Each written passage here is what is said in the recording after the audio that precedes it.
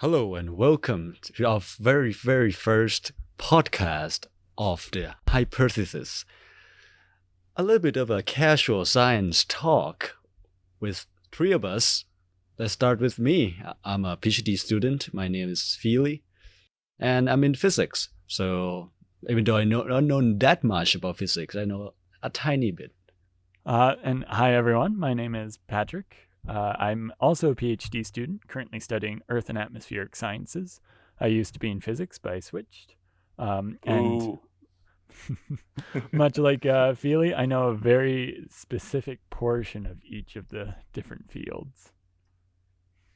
And my name is Liam, and I study ultra cold atoms and black holes and things. I am also a PhD student. We all did our undergrads together, so we all know each other, and here we are doing a podcast. Yeah, so we're hanging out basically. Yeah, pretty much. It's no different than usual. Now we're just recording. Yeah, so the first one, so this hypothesis, the idea of this, because we look at it like, well, the name hypothesis is, something that's below theory, but, we do a lot of theory. So let's think about something that's kind of above theory, but not really. So it's just a fun, cool name. Yeah, hyperthesis doesn't really have a solid definition at the moment, so we're hoping that this will maybe help define it, as instead of figuring out hypotheses and seeing if we can test them, we go beyond that and really delve deep into the different bits of science. I like to think of it as when you Google thesis, it says it's a statement or theory that's put forward as a premise to be maintained or proved. And I like to think that we're trying to discuss some science in kind of a hand-wavy approach, because you can't go through math on a podcast very easily, and we're doing it fast because it's a podcast. So hyper fast thesis, boom. That's the way I'm thinking of it. Here we go. Yeah. So I think the first topic that we would like to talk about is actually related to our cover art that's going to be for the podcast. And I think it's called a Pearcey function, which is related to Liam's research and a little bit of what he does. So I will let him start. Oh, geez. Well, would you like to talk about it, Liam? Okay. Are you guys gonna talk about what you do a little bit first, or do you just want me to go straight into it?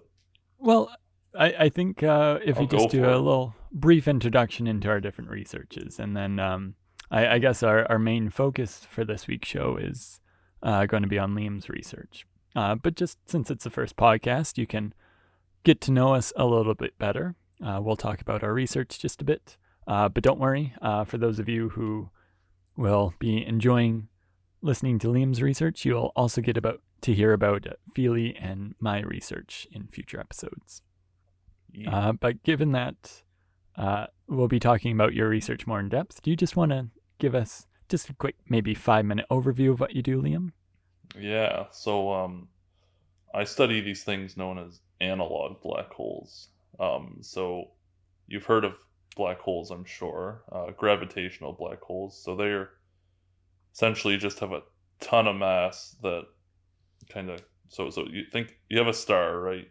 And what happens is you have nuclear fusion. So that's the fuel. That's how a star emits light. That's how our sun works. And I'm no expert in that, so I won't even try getting into it. But eventually what happens is your sun runs out of fuel. And if it's a big enough sun or star, what happens is that the mass that creates that star can collapse in on itself, and it can do so in such a way that the force of gravity is so strong that not even light can escape from it. So that's what a black hole is. If anything goes past its event horizon, it'll never escape. And anyone who's listening to a science podcast probably knows that. So I don't want to bore you too much. Yeah. But essentially, you can. So what's about acoustic one? Yeah, so with these analog black holes, they mimic gravitational black holes really, really, really well. But you can create them in a lab and actually, poke them with a stick and see what happens, unlike gravitational black holes, which are, you need a really long stick to poke those. So we'll be asking more questions about this, but Yeah. what does the event horizon look like in an acoustic black hole? It's kind of, so there's different types of analog black holes you have, and I study one known as an acoustic black hole. So as you may guess, acoustic means sound. So it's a black hole but with sound. So there's this thought experiment. So the analog black holes were first kind of proposed by William Unruh, who's also famous for the Unruh effect, but that's a topic for another time, which is also kind of related to what I do. But anyway, he proposed that this thought experiment, right? So imagine you have a river, just a river of water. It's flowing down like an incline of some sort, down a hill or whatever. So I'm going to call downstream, you're going with the flow of the river, and upstream is against the flow of the river. So you have two fish in this river, and they're talking to one another. You know, they're talking about the news or their favorite TV show, or, you know, whatever they want to be talking about. What ends up, so you can think of it as when they're in the river talking, one fish will say something and sound waves will propagate from that fish's mouth to the ears of the other fish. And I mean, I don't even know if fish have ears, like, but let's pretend they do. I'm sure they do. I'm pretty sure they do. Yeah, I said that and then just had a brain fart. Anyway, propagates. One fish talks, sound propagates to the other fish, and the second fish hears what the first fish has to say. He's like, "I like you cut, G," and then that's equivalent to outside of a black hole, for example. So if you're outside of a black hole, you can fire a photon and it can reach someone else who's outside of the black hole. However, this river now goes over a cliff and it forms into a waterfall, right? So if the first fish that was talking goes over the edge of the waterfall and tries to talk to the fish that's still in the river, the sound waves that he creates will be pulled away by the waterfall faster than they can go up the waterfall and reach the second fish. So the second fish will never hear what the first fish has to say. His cut will never be liked. And that's equivalent to inside of a black hole. So if you fall inside a black hole and you try and fire a light signal outwards, or you try and, you know, escape, you can't. The light gets pulled in faster than it goes out. So the waterfall is equivalent to the inside of the black hole. The outside is equivalent, or sorry, the rest of the river before the waterfall is equivalent to the outside of the black hole. And then this region in between them, where the flow rate is equal and opposite to the speed of sound, would be your acoustic event horizon. So your subsonic region is outside and your supersonic region is inside.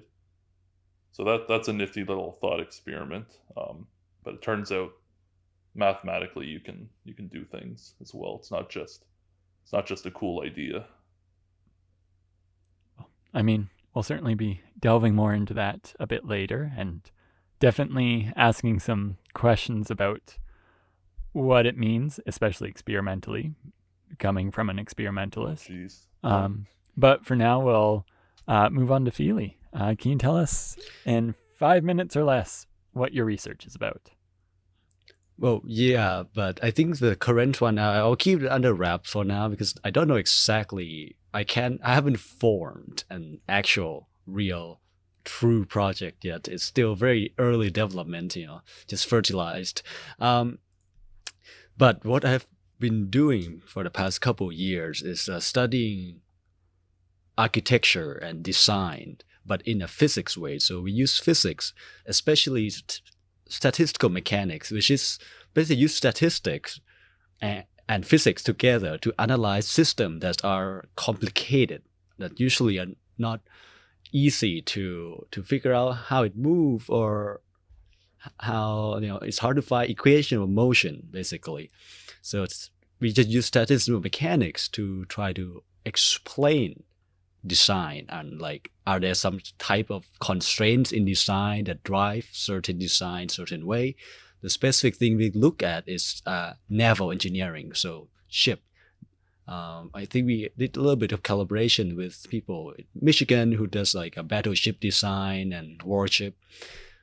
So So we look at that and how in early stage design can be analyzed using physics. Like, are there forces that drive design into certain configurations or certain solutions? Why are designs that are optimal are configured that way?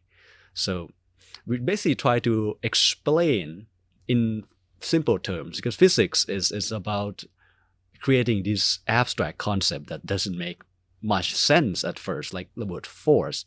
Like, force is just a weird concept, but it makes us understand the world in a more complete manner. You know, you have a more intuitive understanding of some abstract idea. So we try to apply, instead of to physical world, we apply to architecture and engineering and design.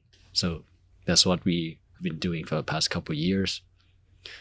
Yeah, that's my research in 5 minutes. So just a question about that. I imagine you aren't trying to program in actual design. So you aren't coming out with this beautifully constructed skyscraper or battleship, for example. I guess briefly, what is the input and output of something like that? Well, the input is kind of what you expect. It's like what are the arrangement of elements. So it'll be like in a ship, be like, where are the guns, where's the engine, and whatnot. In early stage design, we don't have a detailed plan of everything. So at least a ship has to have a propeller, has to have an engine. So with like simple 7 or 8 units, you can do a lot with it. Like where it should be, should it clump together or should it not? And it's not about should it, it's about why and how, right? People, when they decide, they don't know why and how. Usually they just like, oh, this is optimal. They throw it in the optimization algorithm and they like, here you go. But they don't really understand why. That's why we kind of want to have a more foundational theory or like a knowledge structure of how it works, of how like optimization works, basically. Interesting. Nice. Okay. And for those of you who are very curious about Feely's research, we will be talking about that and asking him more questions that are much tougher, and he'll have time to explain it in a future episode. At some point. All right, Patrick. So what do you do? Well, I do different things. As I said before, I used to be a physicist. So I used to work on the development of dark matter detectors, particularly the new experiments with spheres using gas, which is currently being installed and tested at SNO Lab, or the Sudbury Neutrino Observatory, which is in Sudbury, Ontario. That was for my master's, though. Currently for my PhD, I've shifted gears completely, and now I'm doing environmental sciences, which I'll talk about here. So with this new program, I'm studying forests, and in particular tropical forests, or forests that are kind of centered around the equator. Now, these forests are very important because they have lots of life. If you think of anything you've seen with, say, the Amazon, mainly the Amazon is what people think of when we say tropical forests. There's lots of different trees, lots of different animals, tons of life there. And my research in particular is designed to try and figure out what kind of diversity is within these forests. So specifically, I focus on tropical dry forests, which are seasonally dry forests. They go through periods of droughts and rain, and they aren't very well studied. So my goal is to use satellite imagery or drone-based laser scanning, also in-person-based laser scanning, to figure out a really good way to actually quantify diversity in these forests without having to go and determine, okay, this tree is that type of tree, this tree is another type of species. Yeah, how do you shine a laser and determine that? That's wild. It's complicated, and it's certainly a lot of big data, but I guess we'll hear about it at some point. Yeah, and it's a remote sensing, right? It's either from the satellite or from an airplane. Yes, exactly. So remote sensing is the term, and I guess it's kind of remote sensing ecology. So we can take data, so taking images or laser scans from a plane, from a satellite, from drones. There's many different ways to be able to observe the Earth. And that's another area is Earth observation sciences. So we look at the Earth in different ways. In particular, I like to use lasers to look at the Earth, as well as what's known as hyperspectral imaging, which for those who are in the field, you know what that is. For those who are not in the field, it's essentially just a spectral output of reflectance from the sun. And then we also like to use radar, which is an older technology than the other two, but it is very effective and is still very useful today. Yeah, because these days it's all about the LiDAR, so I heard a lot. Like, you wouldn't get much resolution using radar, would you? Or maybe you would. Well, the thing is, you can get quite good resolution using radar. Yeah. I won't go into it too much, but I know someone in my lab who is working with the Department of Defense, and they are able to get incredible resolution. But if it's coming from space, you are limited. Yeah, a lot of atmospheric things messing with it, probably. Yes, and even just think about shining a laser pointer, but a radar laser, it will expand as it travels, and so the same thing happens to most signals coming from space. Yeah, that's what I was thinking. So like that'll mess up your resolution for sure. Yeah, but technology is improving a lot, so there are better and better ways to observe the Earth. Cool. All right. So that's especially what we do. You're still a physicist in my heart. I have a new project now, so I'm not gonna talk about it for our next probably year because it needs some time to mature. Of course, like a fine wine. Oh look, like a fine wine.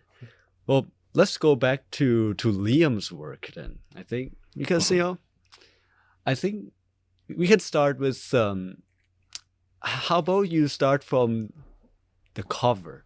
How if you expand from that? Explain what phenomena? What are we looking at? Like it's kind of it looks cool. Yes, it's very pretty. I'm so pleased. It's seemingly not related to black holes, but I guess that's kind of what I'm working on. So the cover image is the intensity plot of a what's known as a Pearcey function, which when I describe to you what it can describe, you might be like, well, what the heck's that have to do with black holes? But I'll get there. So I study this thing in my adventures with black holes and analog systems. I study this field of mathematics called catastrophe theory. And that's a whole episode in its own. But it essentially describes what are known as structurally stable singularities. So the natural focusing of waves creates these things called caustics. So caustic, I think, is Latin for to burn. So when you hear caustic, a lot of people think of acid or stuff like that. But when I think of caustics, I think of light being focused or waves being focused. So they're structurally stable, which means that they appear naturally. So like rainbows are an example of caustics. If you shine a light inside of a coffee mug, you see this kind of cusp shape that forms due to the reflection, or what scientists will call spherical aberration. And that is an example of a cusp caustic. So catastrophe theory describes these, and I say that they're singularities in the sense that the rays that form these focuses, or these light focusing events, you have more than one ray being focused to an infinitely small point. So in the ray theory, they diverge, so they blow up. 1 divided by 0, go boom. Well, I always thought catastrophe theory studies bifurcation. So it's also a theory of bifurcations. Again, I could talk about this for a long time. But so, do you know why it's called catastrophe? It's called catastrophe. You think of something catastrophic. It is it's catastrophe bad. theory, because in the ray theory, you get a 1 divided by 0. you things blow up in the ray theory. If you look at that little cusp shape in your coffee mug due to the light coming in and reflecting off the back surface, in the ray theory you have an infinite intensity, and that's obviously not physical. When the sun reflects on your coffee mug, it doesn't reflect and disintegrate you. Infinite intensity would be pretty hot. So it turns out that you need to cure that singularity, so that catastrophe. You got to go from the ray theory to the wave theory. So you treat light as a wave, and that regulates that singularity and gives you a physical theory. Well, I feel like ray theory has like a mathematical flaw because not everything is abstract. Yeah, ray. well, it works. It works in the limit. Works in a certain limit where you're basically whatever you're looking at is much bigger than the wavelength of light. So in your coffee mug, the wavelength of light, like visible light, like 400 to 700 nanometers, but you're looking at things over the scale of, like, say, centimeters, at least in a coffee mug. So the ray theory accurately gives you like a really good picture of what that cusp looks like, but it doesn't. Okay. When you try and calculate the intensity, it kind of diverges. So it gives you a good picture, but it doesn't give you a good intensity, I guess. But anyway, catastrophe, yeah. Yeah, it's kind of it's like optics, right? When you do like high school optics in physics, it's basically it's kind of like a ray theory, right? You just draw a line, Yeah. see what the image looks like, but that's not how you calculate intensity at all, because it's not. Yeah, exactly. And there's these cusp shapes were studied by, who did that? Who did that image of the human all stretched out with the circle? The old famous scientist. I forget his name. Yes. Da Vinci, yes. Yeah. So he has some cusp drawings. I think he's like the first one to kind of start studying that, maybe way back in the day. But catastrophe theory, back to the question, what is catastrophe theory and this Pearcey function? Catastrophe theory is what describes the wave theories for these caustics.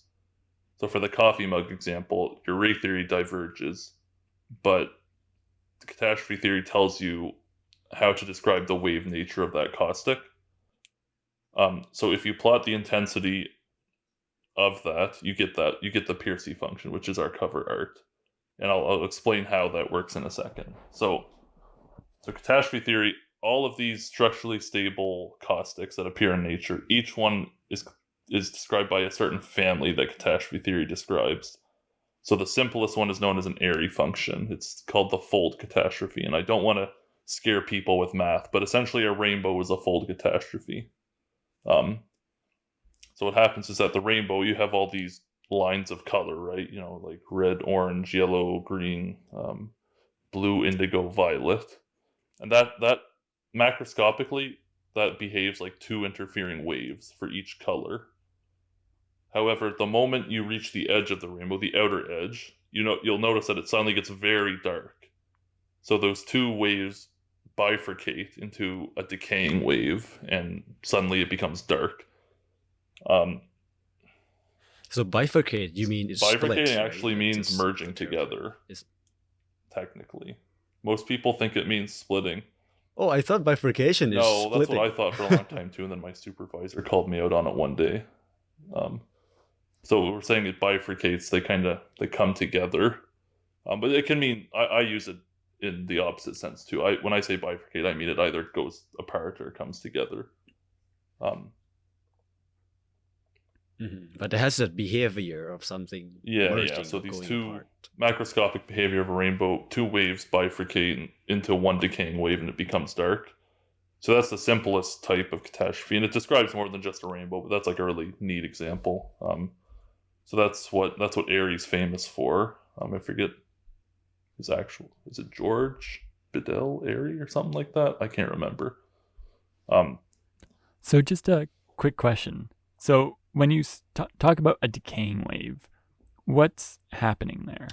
What's happening is that you have, so a decaying wave basically means that once you get very far away from this kind of turning point between your two-wave behavior and decaying, like the two waves kind of merge into one wave, right? And it kind of leaks into this dark region, but it exponentially decays in the sense that the intensity just grows really, really small, really fast until it's basically gone. So is that similar to, the word escapes me right now, but when you have internal reflection in a prism, and then right outside that prism, it dies off quite quickly? I think it's different, because in a prism, you're putting in white light, and it's splitting it into kind of all your different colors, right? Your Roy G. Right, but when you have an internal reflection, in a prism, so once you're past that point I don't know, but I wouldn't be surprised if, like, outside of the prism, so your kind of light that's coming out of the prism, you can change the angle until it kind of totally internal reflects. I wouldn't be surprised if some of it is evanescent and leaks out like a decaying wave. Yes. I don't actually know, but I wouldn't be surprised. So it does in a prism. I think it's the same phenomena, though. Yeah, they're not the same. So evanescence thing, is a word. I wouldn't be surprised. Anyway, so I keep diverging from like the ray theory. I keep diverging. But anyway, so yeah, this cover art we have is a Pearcey function, and it's the next highest order of catastrophe up from this Airy function. So it's kind of like the older sibling of the Airy function, which describes a rainbow, and the Pearcey function it describes this cusp shape that you see inside your coffee mug. And you might say, well, that doesn't look like a cusp shape in my coffee mug. What are these little dots and holes and things? Well, if you zoom in close enough to that coffee mug, if you zoom into around 400 to 700 nanometers, you will see that behavior in your coffee mug. But because we're viewing the kind of spherical aberration, this reflection off of the mug on the order of centimeters instead of the order of nanometers, we don't see it. It's like so small that it all kind of blends together into one shape. So that Pearcey function is what keeps you awake every morning. You look at it, take a sip, delicious. So with a very tiny coffee mug, you could see this pattern? Yes, and there's a whole bunch of ways to see it. One way is that if you're ever driving around, maybe you shouldn't be driving, but if you're in the passenger seat of someone driving around at night and it's raining, and you happen to be parked near a street light, if there's a raindrop on your window screen, your window shield, or your side windows, and you put your eye right up against the window and look through it at the street light, you'll be able to see this kind of Pearcey behavior. Because what happens is that the light kind of goes through this, it goes through this raindrop, like kind of a lens, and it gets kind of expanded out and hits your retina. And it does so that it becomes big enough. It kind of magnifies it and expands it out, so you can see this finer structure of the Pearcey itself. So that's the cover art, and somehow that relates to black holes. And this has been experimentally observed, right? Like people saw this. It, I can go make it right now in my bathroom. I put some water drop on the mirror. I shine a laser through it. It reflects through the water droplet off the mirror onto like the wall. My phone background is a picture I made actually of it. Mm-hmm. For those of you interested, go grab your nearest laser pointer and a drop of water, and you'll be able to see this effect in your own home. Oh, that's interesting too, is that I just shined my phone. I turned my phone towards the camera at you to show you, but you see that light flashing, right? That's my phone trying to scan my face, but it's like infrared or something that we can't see. But the camera spots it. Yes, it's usually infrared. Yeah, the sensors. It's usually how you spot hidden cameras and stuff. You shine flash out and use your auto cameras to see. Yeah, the infrared is pretty interesting. So we now have learned about the Pearcey function, but how does it relate to black holes? Well, not directly, but that's kind of this new area of research. So as I said before, I study these analog systems which very closely mimic gravitational black holes. And like we had that little thought experiment with the fish, and like that's cute and all, but is it really a black hole? Like it's a pseudo black hole in the sense that obviously things can move faster than the speed of sound and water. But in our system, we're kind of treating we're kind of treating the speed of sound through the water as our speed of light, as this constant c. So it's interesting because you'd think that surely it's just a thought experiment, something's missing. But if you go do the math, you look at the wave equation that describes the system of this subsonic region to a supersonic region that mimics a black hole, you'll actually find that it's mathematically equivalent to a gravitational black hole in the case where your wavelengths are long. So the wavelength of sound through the water is long. It's not exactly mathematically equivalent, but in that regime where you have long wavelength excitation, so sound waves, through the water, it's mathematically equivalent. And what's really cool about it is you get its own form of Hawking radiation forming at the horizon. So Hawking radiation, yeah. So that's not a subject. Like, can you explain very briefly what's Hawking radiation? We all heard the name Hawking. He's a famous guy. He did some good work, but very briefly, one way you can think about it is that black holes, according to general relativity, they should never shrink. Once something's in, it can never escape because nothing can move faster than the speed of light. But Hawking was like, well, we have these quantum fluctuations in the vacuum. And so what happens if these quantum fluctuations happen near the horizon? What happens if they couple to this space-time, this area of space-time that's so curved because of this intense gravitational force? And what he found is that to a faraway observer, so if we're on the Earth looking at a black hole, we should see thermal radiation being emitted from it. So like a black body, you turn your oven on and the element gets red hot. That's black body radiation. So a black hole will have slowly eventually released that, and someone on Earth should be able to see it. We don't see it, I should clarify, because in order to see it, black holes behave as a black body, so they have an associated temperature. And for your typical black hole, it's very, very small. It's like nanokelvin. Yeah, allegedly. It's on the scale of nanokelvin. And turns out the space, the cosmic microwave background, is around like 2.7-ish Kelvin. So until that cools down to about the nanokelvin, we're not going to see it. It's like if you're in a room full of hundreds of people and everyone's talking really loudly. If you yell to your friend across the room, he's not going to hear you, right? Because the sound you produce gets kind of drowned out by all the other sound.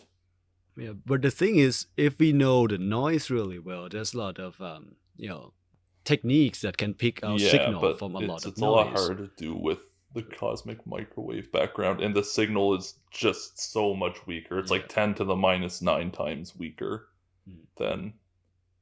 Yeah, it's like what 9 order of magnitude. I mean, I don't know if there's a way to do it. I'm sure if there was, people would have did it by now. I don't know if that's a area people are working in or not, but so basically, you're never going to see Hawking radiation from a gravitational black hole for a very, very long time, like the age of the universe kind of time scales, unless you have very, very tiny black holes. But that's a whole other topic. They're a primordial. Yeah, just make a micro black holes in your backyard or something. Maybe CERN's when you gonna do it. talk about these analog black holes too, people get all afraid because they're like, "Oh my god, they made a black hole in the lab. It's gonna kill the Earth." And it's like, no, man, this is just like fluid flowing through a pipe. Relax. So, Hawking radiation in a black hole, it's the actual escaping of different particles. Should have clarified that. Some sort of signal. I did that thing where I've been studying something so long that I just assume everyone knows everything. Whoops. But with that, so what's the equivalent for an acoustic black hole? Yeah, so it's a little different, but for a gravitational black hole, this emitted radiation actually reduces the mass of the black hole, and then theoretically it'll eventually evaporate. And again, that's a whole other topic. Like there's so many different like areas that my research covers. It's kind of annoying sometimes having to bring all of them up because I'm trying to talk about one thing and it's like, oh, there's this and that. And anyway.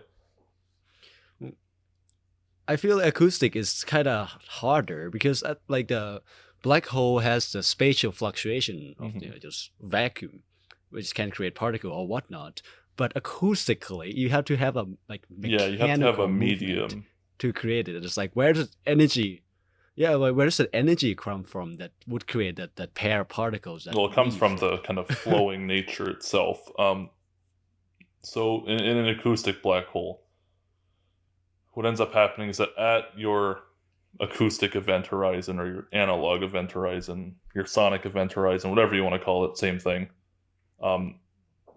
Some energy basically gets transferred into sound waves being produced. So you get oppositely, so similar to a black hole. For a black hole, you get Hawking radiation that's emitted towards the outer universe. So if we're on Earth, we would see it. However, there's also a negative energy particle that's also produced inside the black hole that travels into the singularity, and that's how the black hole loses its mass, is that negative energy is forming and getting pulled into it. So it's pair production. At the event horizon, you get two pairs of particles, one goes out, one gets pulled in, and the black hole loses a tiny bit of mass.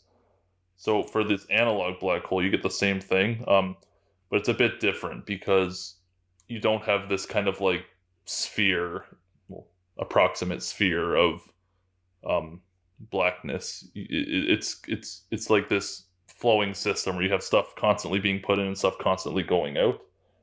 But the Hawking part really is mimicked by it as by this nature. So there's like a constant kinetic energy. You're constantly putting in this fluid with some velocity, increasing it such that it's equal and opposite to the flow rate, the speed of sound. So this is your acoustic event horizon, and then it accelerates even more. So it's supersonic. So at that horizon, you get these sound waves produced. One escapes into the supersonic or the subsonic region, so the outside of your analog black hole, and the other one is pulled into it in the supersonic region. It sounds kind of, pretty simple, but it's not. People don't use water for it, right? Like, if it was that simple, what do they use, Liam? You could do it in air or in water or anything. So again, it's in the long wavelength regime. It's mathematically equivalent to a black hole. So what I said for a black hole holds as well. So you can calculate this associated temperature of the emitted sound waves from the acoustic horizon. So you can calculate this kind of acoustic Hawking temperature. And again, for some flowing fluid, it's on the order of nanokelvin, right? So you can actually create fluids that are that cold. And that's what you use. And they're known as Bose-Einstein condensates or superfluids. And again, that's an entire other topic I could go into for hours. Yeah, you have all your fingers in every pie. You just like do everything. But basically, a Bose-Einstein condensate is just a really, really cold gas. I wonder acoustically, how do you measure temperature? It's not a real temperature as we think of, in everyday life. Yeah, right? It's not a real temperature. But what you do is you can lower. So mathematically, it's like Newton's laws of gravity, right? Technically, you have a gravitational pull on the Earth too, right? The Earth is pulling you and you're pulling the Earth, but your contribution is very, very small. You can just say it's zero. Technically, for a flowing fluid of water, there's this sound waves, this Hawking radiation happening at its acoustic horizon. But because the temperature of the water is so much greater than its Hawking temperature, you'll never see it. The signal's very, very weak. It's similar to the gravitational black holes in the cosmic microwave background. But for these BECs, what you do is you lower their temperature down to around the order of the Hawking temperature, and then you can observe it. And that's actually been experimentally done by a group in Israel led by Jeff Steinhauer. So they've actually created these analog black holes and experimentally detected the signal, albeit it's a weak signal, but it's there. So this pair production does occur. Because to me, temperature is just a measure of energy, but with respect to the bodies. When I say bodies, I mean like a system or something, right? It's like if it have the same energy, but a very large system, well, it's a slower temperature. Yeah. I guess this Hawking temperatures, it's kind of, it's a physical thing, but it's kind of like, the way I think of it is that it's the temperature you need to be at in order to observe this Hawking radiation. It's like a critical temperature. Yeah, kind of actually. It's like, if you're any higher than it, the Hawking effect will be drowned out by all the background noise, or it'll be very, very weak. Weak enough that you can just say it's not happening. The field of ultra cold atoms, I think that's the kind of the point of being ultra cold, right? They want to observe something like a quantum effect, which you're not gonna see it because there's so much energy around that gonna drown ultra cold everything. Atoms are a really good kind of playground to experiment with. So quantum information is a big thing now, and a lot of quantum information experiments they do first in ultra cold systems because you can really kind of like fine tune them and make them exactly as you want without kind of background noise and other things to deal with. And you can use lasers and things to very like it pinpoint accuracy. So they're very nice kind of systems to study and experiment. And again, it's hard to get things cold, but there's a lot about rabbit holes, right? Like when you talk about something like you talked about, like use lasers, I just start thinking of like optical tweezers. Like there's so much like depth of knowledge. Oh yeah, I know. So I guess getting back to the original question was, how does this Pearce function relate to these analog black holes? So like I said, these analog black holes are in the long wavelength regime. So in the regime that these sound waves are long, it exactly mimics a black hole. However, I'm studying them in just kind of for any size wavelength. So in that case, your analog system no longer exactly matches your gravitational case.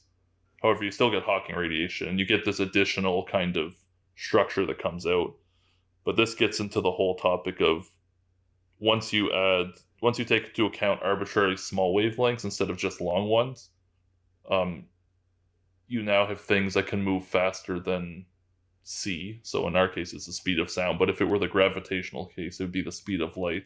So you get into these theories of gravity that are called Lorentz violating. So I think loop quantum gravity is an example of a Lorentz violating thing. And I'm not going to get into this. This is another rabbit hole. But so I'm studying this case where the analog black hole doesn't perfectly match the gravitational case, and we're looking at what the Hawking radiation does. And it turns out it looks very much like a Pearce function at first glance. You have so many number of waves, the same that you have in the Pearce function, suddenly becoming bifurcating into a fewer number of them. So I'm studying the connection between this Hawking radiation in our analog system to catastrophe theory. And what we see that it's mathematically described by something that looks like an Airy function, but behaves like a Pearce function. It's kind of like combining the two into one function. So we're calling it a logged Airy function because it involves a logarithm and there's some other subtleties. But basically you get something that looks like this Pearce function. It's overall kind of has this cusp structure to it, but it looks a little different. When you plot its intensity, you don't get those little dots throughout it. You get something a little different. And so that's what I'm studying. And then that goes into this whole branch of mathematics and asymptotics, and it's a lot. It's a lot to get into. But so I'm kind of trying to basically describe pair production, specifically in this analog Hawking case, as kind of like a quantum catastrophe, we're calling it, because it sounds fun. Like you feel is much more rigorous in terms of mathematics than what I do. Mine is just like standard, maybe some calculus, but actually quite a bit of calculus. But like my entire master's thesis was basically an integral, so it's Yeah, it's a lot of hand waving, but it also requires it's a lot of hand waving. It sounds like right now because I'm just kind of like throwing out buzzwords and things, but there's a lot of math behind it for sure. I am curious about these Bose-Einstein condensates. So in your initial example, you said there are two fish.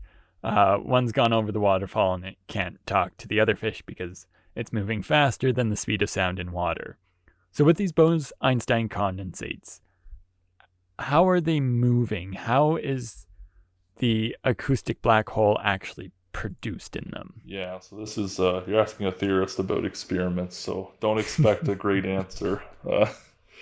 So as best as you can. So Jeff Steinhauer and his group, they're the ones who first created this analog system and observed the Hawking radiation being emitted from their horizon. And they did this thing called, I forget exactly what it's called, but it was kind of this waterfall setup. So they used a series of electric and magnetic fields and lasers, and they kind of created this one-dimensional black hole. I mean, it's not truly one-dimensional, but it's like you have this fluid flowing through a pipe, but the pipe's very, very thin, so that's effectively a line. So you can kind of think of it as one dimension, quasi one dimension. And you can drive these particles with electric fields and things such that they do exactly what I described in the waterfall experiment. They're very slow, and then suddenly they speed up and they become supersonic. And they do it similar to the waterfall. They use what's known as a step potential. So they have this kind of this potential. So you can think of it as like, geez, I don't know how to describe this very well, but maybe I shouldn't get into that because I'll probably describe it wrong. Basically, they're just using lasers, electric fields, magnetic fields, and they're kind of accelerating these particles such that they do what I described in the waterfall experiment. Interesting. Yeah. And okay. It's wow. I think we've been talking with time flies and we talk about a theory or something. So that could be like a whole other discussion on how that experiment works. It's pretty sophisticated. Yeah. From what I remember. Yeah. Mm-hmm. So this talk. So the last part of our talk, usually we want to go into the story time, basically, and since we talk about space and black holes, cosmic radiation, I think Patrick prepared some stories about some discovery on I don't have signals. I don't have any discoveries yet to talk about, so you gotta get one from someone who's already done it. Well, we certainly have a lot of interesting discoveries, especially in terms of space. It's not my forte studying space, but I did some astroparticle physics, so there was some overlap. But in this case, we're not so much focusing on any particular physics event or physics phenomena. Instead, we're discussing something that I know I've been asked about a couple of times. I don't know about you guys being more so in theory, but alien life and if it exists and if we know it exists, what the government is hiding. My non-physics friends, I don't mean that in a rude way, but my friends who, never studied physics or math or whatever, they really like to bring that up and talk about alien life and whatever that formula is called that like predicts the number of spoilers. Yeah, the number of okay, I don't want to spoil it. So I guess today the story time will be about alien life and I guess one piece of true evidence that we have that there might be something intelligent other than us. Well, area alien 51. life. You can't tell me there's not aliens in there. Wow. And this has been the first and last recording of the podcast. Yeah. But alien life, and in particular intelligent life, has been discussed for many centuries. It may even go back millennia. There's many religious texts that discuss other planets and the existence of life on other planets. And this kind of came together as the idea of cosmic pluralism. So cosmic pluralism, it describes the overall idea that there are different worlds besides Earth. And the assumption is that on these worlds, there are different beings who live there. Now, depending on your background or where you were from at the time, this may have ranged through a whole spectrum of different possibility of who could have lived on those planets. But this idea of other worlds and beings on other worlds has persisted through the human imagination for many years. And you would think that advances in science would help disprove this, but instead, they've actually helped further the discussion on this type of topic. For example, the invention of the telescope. Many know it as Galileo Galilei pointing a special-made telescope to the sky and observing planets for the first time, like the moons of Jupiter or the shadow of Saturn. But this also gave rise to people being able to see more planets. And seeing these planets led to inspirations that, well, if there are other planets out there, then maybe there are other beings on those planets. And at this point, we don't have space probes going out and showing us that Jupiter is all gas or that Mars is very, very cold. Unless you live in Canada, then it's regular. And so these idea that there are more planets out there began to evolve more and more. And to the point where we realized that Earth wasn't the center of the solar system or the universe. And even as early as the 1500s, someone by the name of Giordano Bruno said that each star has its own planet system. Now, mind you, this is 500 years ago, and it was being suggested at that point that each star had its own solar system that surrounded it and possibly its own life. Little did Giordano know, but he was very right based on the amount of exoplanets that we've discovered. And with all these discoveries, it's opened up even more of the idea that, yes, there is probably life somewhere. And this was an idea that was taken by many people. Some you may have heard of: Benjamin Franklin, William Herschel, even Immanuel Kant, a famous philosopher from Germany. They believe that there was other life in even our solar system. And this was also based on the fact that at the time it was thought that life could just spontaneously appear. So there wasn't this knowledge of life comes from life, or life can't just suddenly be created, which was later proven by Louis Pasteur. Instead, it was that life could just spontaneously appear anywhere. And so it would make sense that life could appear on other planets.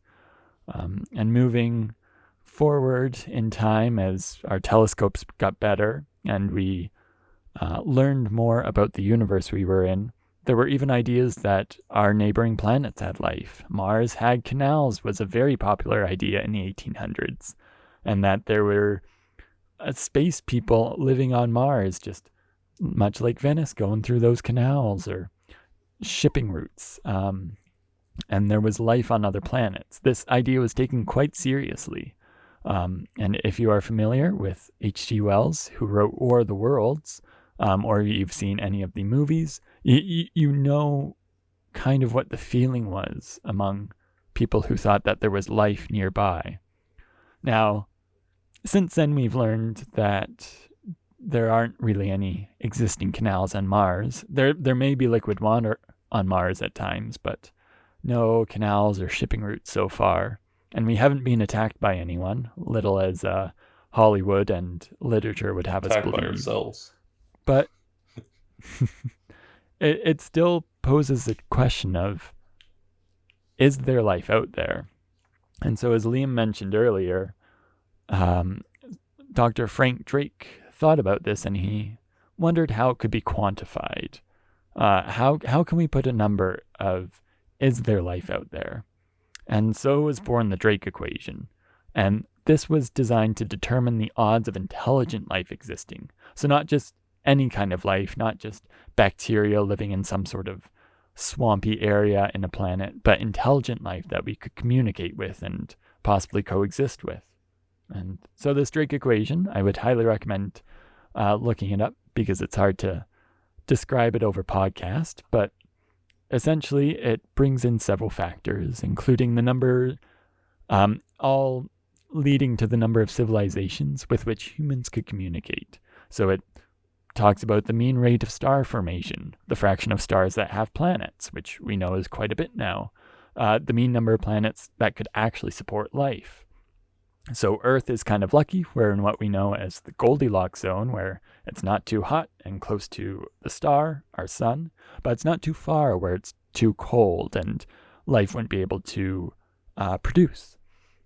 So we're looking for planets within just this golden area that could support life.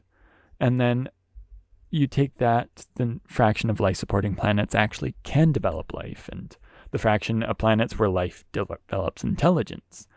And then these fraction of intelligent civilizations that are able to communicate. So instead of just a speechless planet full of wandering blobs that might have agriculture, something similar to ours where we can communicate with each other.